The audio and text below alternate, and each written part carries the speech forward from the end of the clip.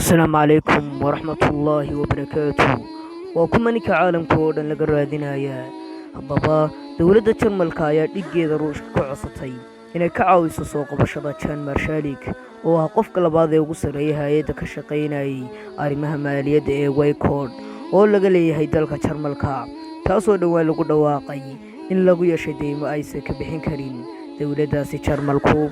Marshalik waxaa lagu qiyaasay inuu yahay qofka ugu horeeya ee ay sida weyn u doonayaan booliska adduunka Interpol oo dhan.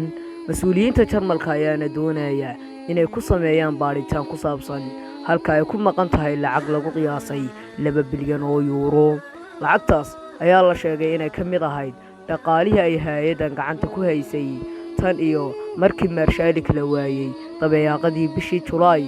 Waxaa la soo bandhigay macluumaadyo badan oo ku saabsan hawlaha uu qaban jiray ninkan.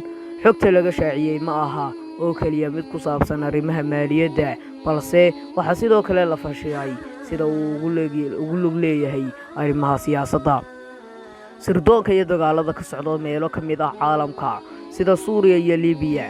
Haddaba ninkan loo yaqaano waxa uu sida aadka ah loola yaaban yahay waa in ninkan uu sanadihii ugu dambeeyay gudahooda Ruushka kaliya uu safray in ka badan 60 jeer. inta badan socdaaladii uu ku tagay waddankaas waxay qaateen dhowr saacadood oo kaliya ka hor inta aan raadkiisa oo dhan la waayin. Marshalik waxa uu ku baxay Jarmalka waxa uu iibsaday tigidh safar oo uu ugu socday dalka Philippines, halkaas oo uu sheegay inuu ka doonayo lacag 2 bilyan oo euro oo uu kala jirtay 2 bangi oo waddankaas laga leeyahay. waaxda socdaalka ee Philippines ayaa xaqiijisay inuu dalkooda soo galay uuna ka degay garoonka diyaaradaha ee magaalada Manila kadib uu ugu soo gudbay waddan kale oo ku yaala koonfur bari Aasiya. goor dambe waxaa soo baxay warar sheegaya in arrintan aysan ahayn mid sal iyo raad leh.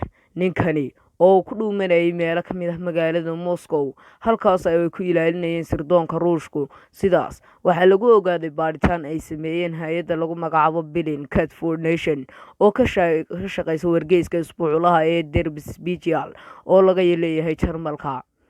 fadeexadda soo wajahday Wyckoff waa mid aan horey ugu dhicin taariikhda maaliyadda Jarmalka. bishii July, wargeys ka soo baxay Ingiriiska oo lagu magacaabo Financial Times ayaa daabacay maqaal dheer oo ku saabsan baaritaanka lagu sameeyay ninkaas. Sida uu sheegay wargeyska, saaxiibayaal, ninkan wuxuu si gaar ah ula socday dagaalka dalka Liibiya, isagoo markuu dhawaaqay inuu qorsheynayo qalabaynta 15,000 oo qof oo ku sugan Liibiya, taasoo ujeedadeeda uu ku sheegay inay tahay dhaqaale raadin, isagoo kaashanaya dadka ay u dhashay Ruushka. haddaba saaxiibayaal, mashruucaas wuxuu ku bilowday shaqaalaysiinta dad u dhashay waddanka Australia iyo khubaro dhinaca amniga ah oo caalami ah, waxa taas oo looga faa'iideysanayay